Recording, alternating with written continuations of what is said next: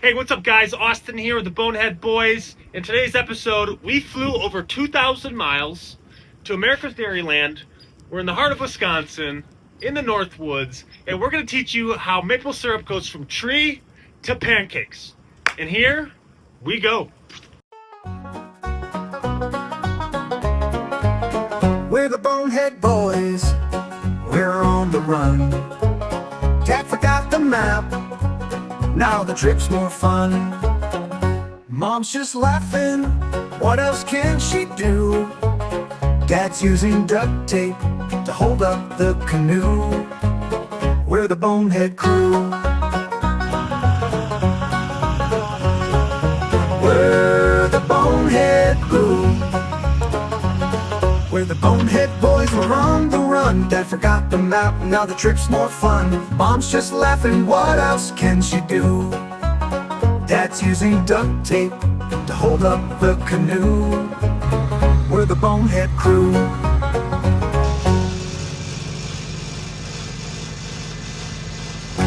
You got the right paperwork to get in here? This is a secure area. We don't just let anybody in here. Right now, we are standing at an undisclosed location near the Pacer Swamp Camp. It's a very secure perimeter.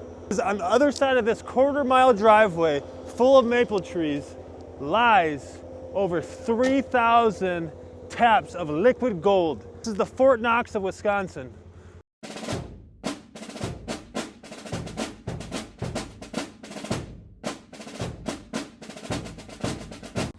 Lonely out here sometimes. Before we can create liquid gold, we wanted to explain a little bit more about how the sap collection process from the trees actually works. One of the questions we get is, why do you have to collect the sap during the spring? And the reason for that is, if you think about the springtime, that's when the trees are actually getting ready for the growing season. They're actually sucking up water from the ground.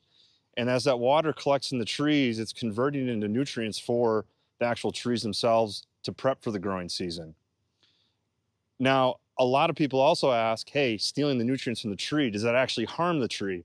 And one of the analogies I like to use there is, if you think about our own body and people who actually donate blood, you can actually donate blood once a month and your body sends signals to actually replenish that. Same exact thing is happening with the trees. So we're never going to take all the nutrients from the tree, but we're actually taking a collection or a donation from each individual tree, and then the tree will send signals to itself to actually convert more water into more nutrients and sugars so that it has plenty of health for the growing season. We also wanted to explain a little bit about ideal conditions for collecting sap. So it's spring here in Wisconsin, and ideally what you want is, you want anywhere from 40 to 50 degrees during the day, and you want it to get cold at night. Now, we've had a few string of days here over the past few days where it hasn't actually quite frozen. We do know that there's some cold weather moving in. We might get some snow tomorrow, and that actually helps the trees collect more water throughout the tree system itself. That converts into those sugars and creates more sap. So you really want this constant ebb and flow of freezing at night, thawing during the day. That's the ideal growing conditions. So traditionally, collecting sap, we typically have a tap and then a bucket hanging on the tap that we would collect the sap in. Now, you get enough boneheads and engineers together, and they can come up with a pretty effective, more high-tech way to collect the sap. So that's what you're seeing behind me here. We actually have what's called a pipeline system. We've got around 7 miles of main pipeline throughout this entire sugar bush. And we like to continue to use the analogy of our own body circulatory system to explain exactly how this works and what's going on here. So you can think about our own bodies having blood vessels, veins, and arteries that help regulate pressure and blood throughout the body. So here, starting at the tap, you can think of this as the blood vessel. This is where, from the tree, the sap is actually seeping into the tap and into what we would call the vein. So we've got a 1/4-inch diameter tube that you can think of as the vein of the system. From the vein, the sap runs through each vein into a larger diameter pipeline. That's what we refer to as the artery of the system. Larger diameter can carry a higher volume of sap throughout the system. Now, each vein can run to as many as 4 to 5 trees, but we don't like to do more than 4 or 5. And the reason for that is the longer the vein system or longer, the more trees you have, the harder the system is able to regulate the pressure. So you lose pressure if you have too long of runs. You want to make sure that your artery is able to supply enough pressure to each tree. So we've talked about the blood vessels, the vein into the arteries. We're going to walk down into, follow this main pipeline down into the holding tank and explain a little bit more about what's going on there. All right, so what we got going on right now, we have sap being pumped from this 1,500 gallon tank, totally full, into this metal bin. And then we also have another 1,500 gallon tank being pumped into this metal bin on the other side of this hill, pretty far away. And then from this metal bin, we're pumping the sap into this 1,500 gallon tank that's sitting on the truck. And then we take the truck back to the surf shack.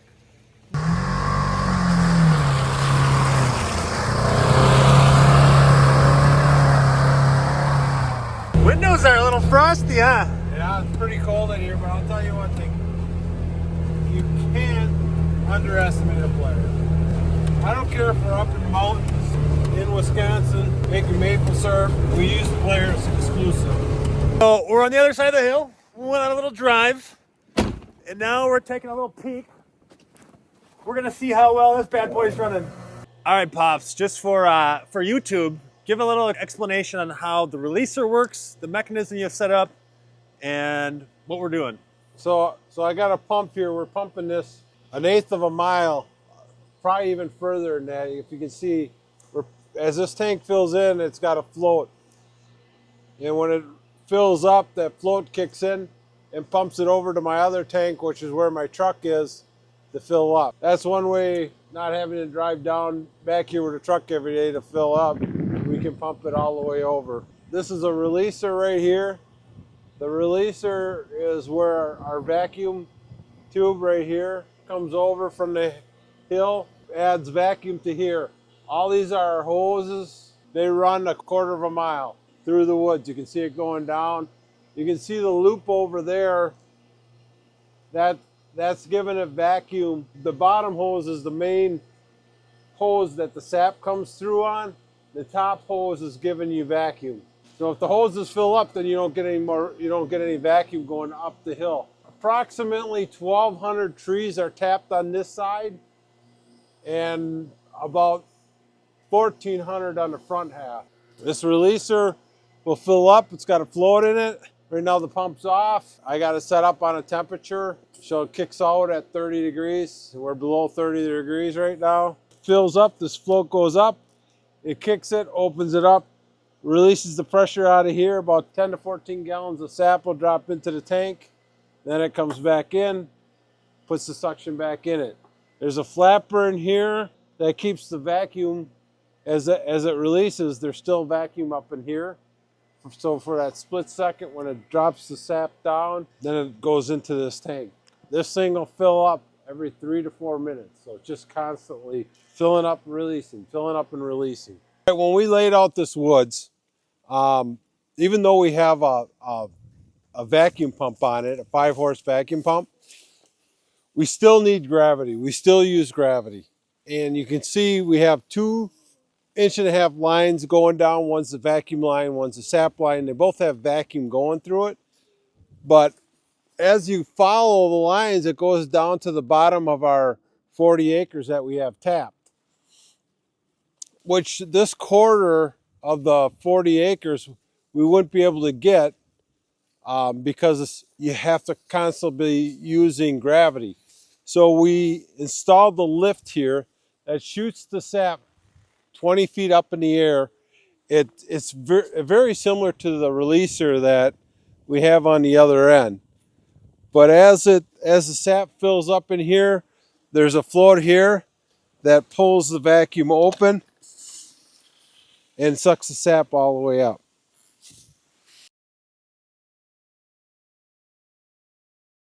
But this is a 2-line system. This is an 1.5-inch line. It has vacuum on that all the sap runs through. If this fills up, you actually lose the vacuum. You never want to lose it. So we also put another line on top for the vacuum, and we have a hose coming up and around so that if you're constantly getting vacuum if this hose fills up with sap, because we have, you know, roughly 1,000 taps on this one line. So it's always to make sure that we have vacuum going to the taps. There's certain roads that we have to build them up high so we can drive a UTV or a Polaris underneath. This is how we get around with all these tubes hanging around in the woods.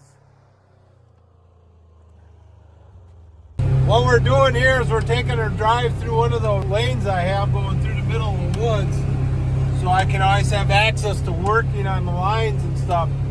But right now we're looking for any taps or at all that fall out or wind pull out. They're in there pretty hard, but when you get 40-mile-an-hour winds like we got today, the trees move back and forth to pull out the taps themselves.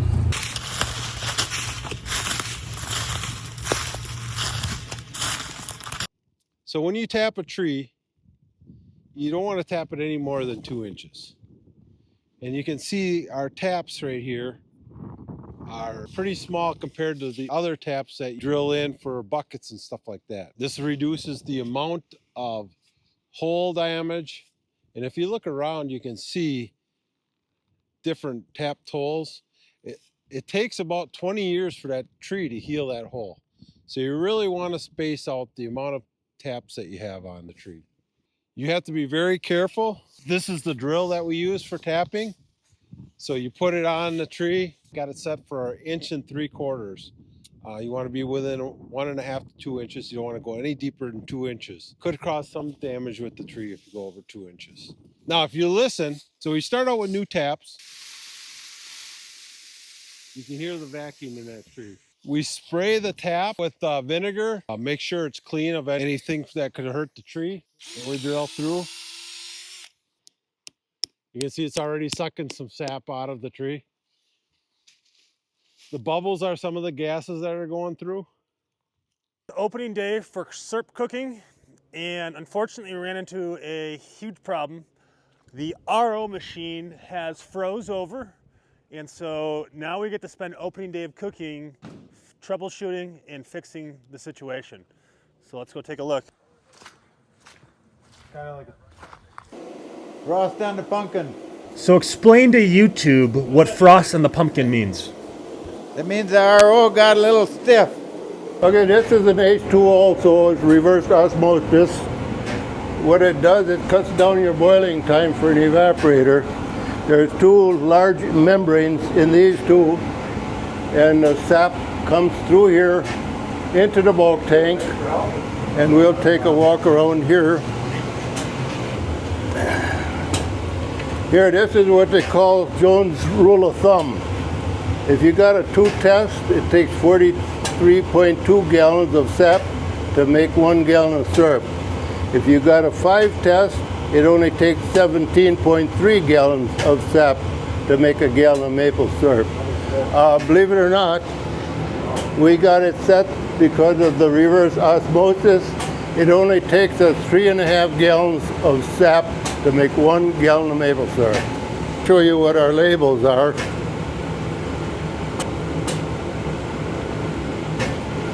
Just the label alone, people buy it just for the label. We do Papa good, Daddy. They're cooking syrup. Yeah. Do you want to go for a buggy ride? Yeah. We're the Bonehead Crew. We're the Bonehead Boys, we're on the run. Dad forgot the map, now the trip's more fun. Mom's just laughing, what else can she do? Dad's using duct tape. Want to go for a longer drive? Let's go check in on how the syrup's looking. Okay, what you're looking at here is an H2O evaporator. This evaporator is 3 years old. And just to give you a little rundown how it operates, behind this wall here is a 400-gallon tank with the product ready to run through the evaporator. In the back part of the evaporator, you got 2 large pans with an uprise in the back pan that heats it more fully than a flat pan. And this is a float that covers for the back pan. It registers how much is going in there. And we go about an inch above the back pan, the rise of the tubes there, the flues.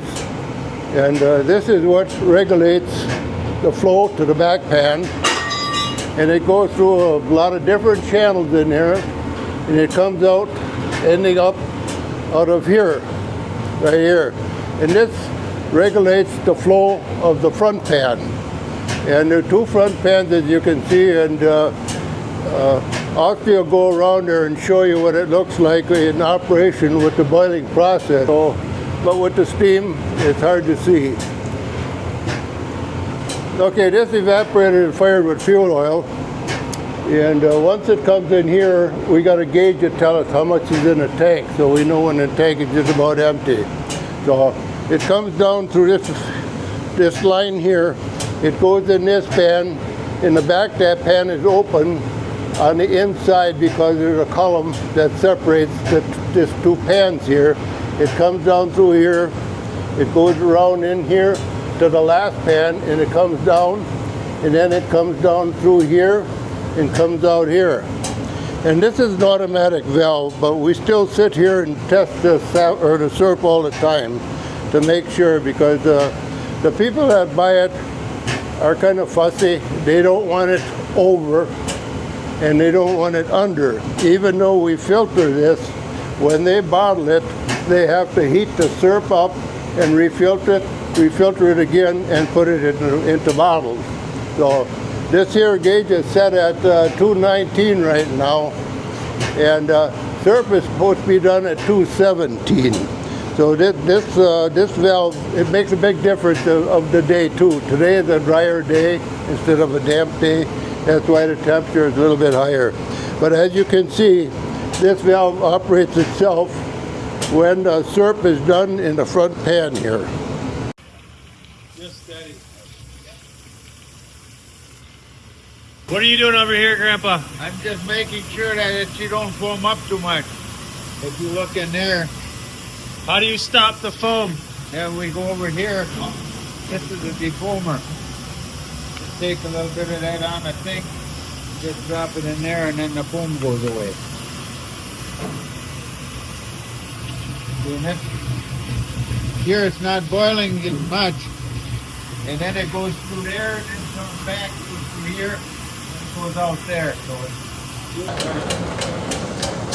So what we're doing is we're filter pressing the SERP to take any impurities out of it and the maple sands that are in it.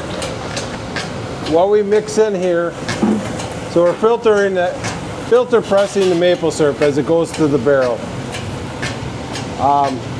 We put DE, it's diacentic earth, made out of fossils and stuff like that, crushed up fossils.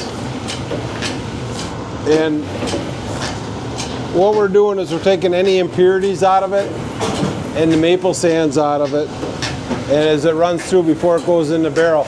Otherwise, you would, if you looked at a bottom of a barrel, you'd see a lot of maple sands. The DE gets in between the plates here. There's different plates, and it goes through these different plates and gets trapped in between that, along with any impurities that are in the maple syrup, and the maple sands is one of the big ones. So.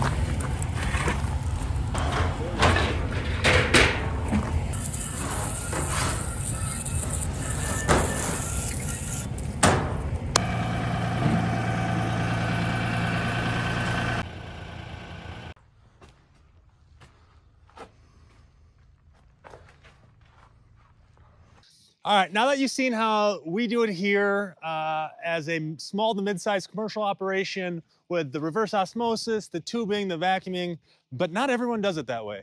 And so we're gonna go check in on a much smaller operation, someone who does it for the pure love of making maple syrup, dear old friend of ours, a phenomenal musician, former baseball coach, and he also goes by the Maple Man, Pat Wiley.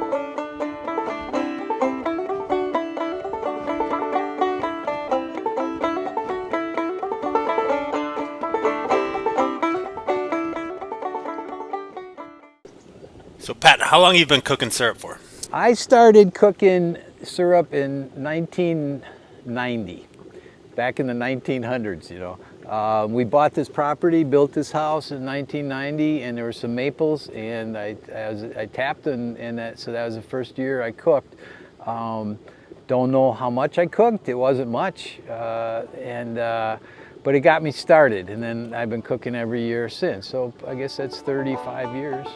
Warm spring days, nights still freeze, magic in those maple trees. Drill a little hole, hang a bucket from a spout, sweet surprise comes trickling out. There's a drop in the bucket, sap in the pan, going to the woods, I'm the maple man. Build me a fire, gonna stay all night, syrup time, gonna cook it right.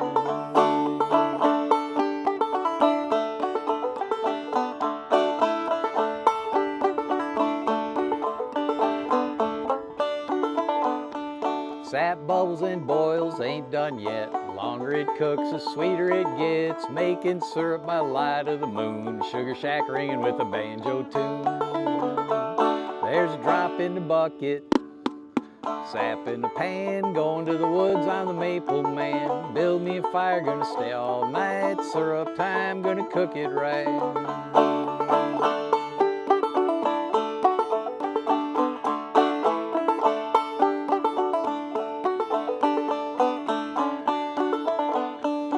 I love to see my grandson's face every time he sneaks a taste. Work becomes such sweet delight. See him dance in the steamy light.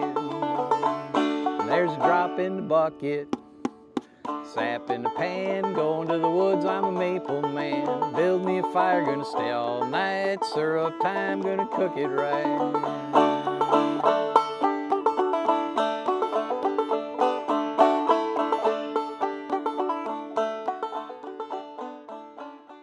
Well, let's pick out a good tree. Most of these are all trees that I've just started tapping. They just got big enough to tap. Sure. The last year or two. How many trees about are you tapping? I hang 30 buckets. 30 buckets. There's a few big ones that I have a couple buckets on, but most I just hang one bucket on a tree. Well, let's see what this bucket's got. This is a young one. Sometimes it's... So I put covers to keep the rain and the squirrels from pooping in them, you know.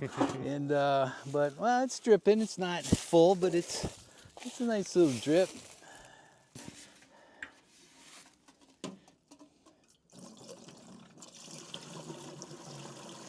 About a gallon probably of sap in this bucket. Yeah, let's wander. Check out another tree. You want to go see a big tree? So what's the best year you've ever had? Well, best, it would depend. So we're talking... I guess we'll start with how much gallons. syrup? Gallons. I made 20 gallons of syrup. Was that my best year? Nope, that's too much. And I didn't want to cook 20 gallons of syrup, but that was the most syrup I ever made. So most years, the best years are years that family can come out and be part of it, you know, and things line up. Sometimes it doesn't line up, but so I like to make about 10 gallons of syrup, which is enough for me and the kids and the grandkids, and to give to some friends. And it's just a nice leisurely cook. So that's collecting about 400 gallons of sap in buckets. So we're coming up to this is one of the original trees I tapped. If you look, you can see where the old drill holes are. And the tree heals up, but the bark always leaves the hole. So you can see those.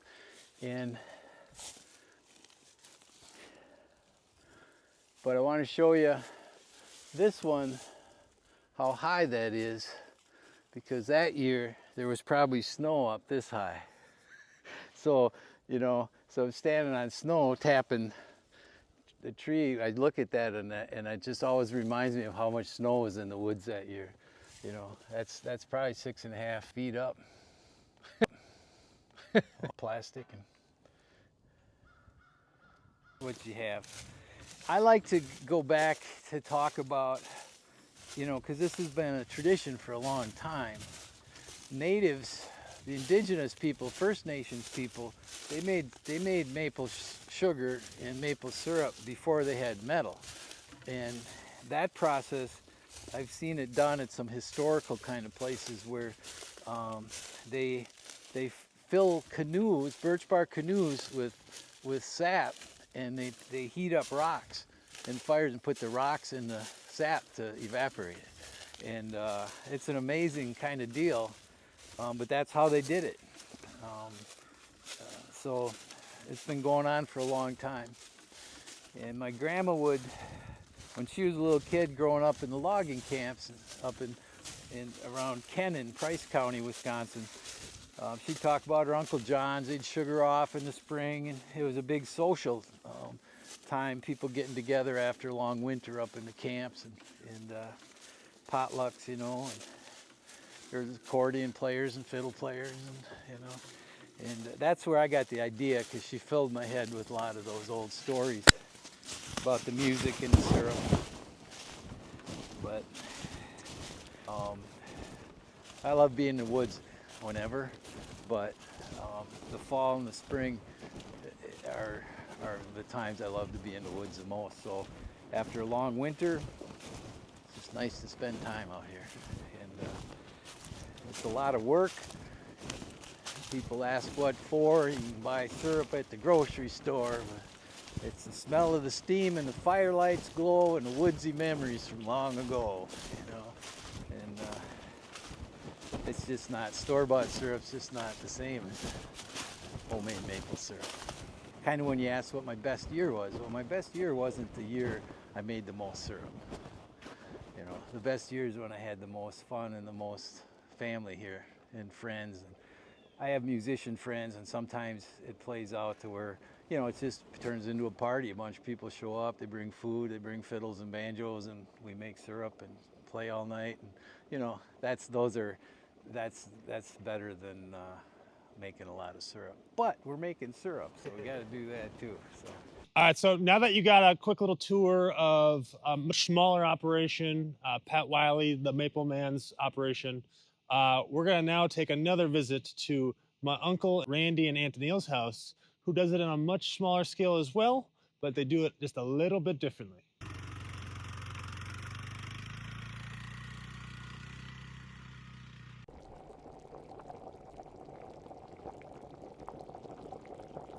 And then somebody invented the bag system that we use now, and that you use a different kind of a tap that's called a sool. Beautiful part about making maple syrup like this is you can make it as intricate and involved or as simple as you want. Like your dad's system is very intricate, very involved, very expensive. My whole system probably cost me less than $500. All I got to do is sit out here and babysit this fire. Yep. So.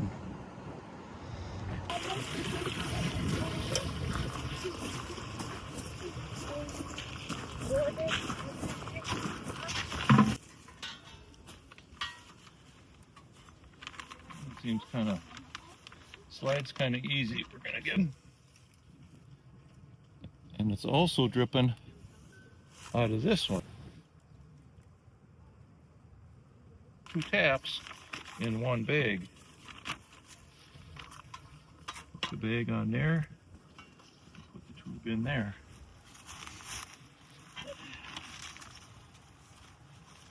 So now, I've got one that is here.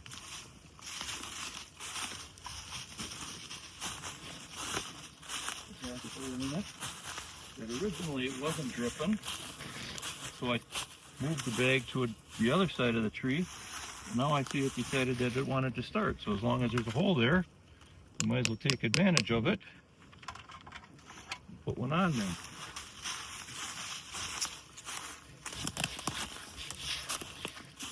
collecting, I noticed this bag was dripping out of the bottom. Okay, so if you look at it, I don't know if you'll even be able to see it. Way down in that corner is two tiny little pinhole bite marks. Most likely a red squirrel or a chipmunk. At the bottom, and tuck it around. So this way, our sap is all going to go into the shorter bag, and the longer bag, he can chew on all he wants. He's not going to get any more sap. There. You got fooled, buddy. Well, guys, I hope you enjoyed this video as much as Cam and I did. I hope you guys learned a little something about making maple syrup. And don't forget to hit that like button and subscribe so you never miss a new upload. Thanks for tuning in. To hold up the canoe, we're the Bonehead Crew.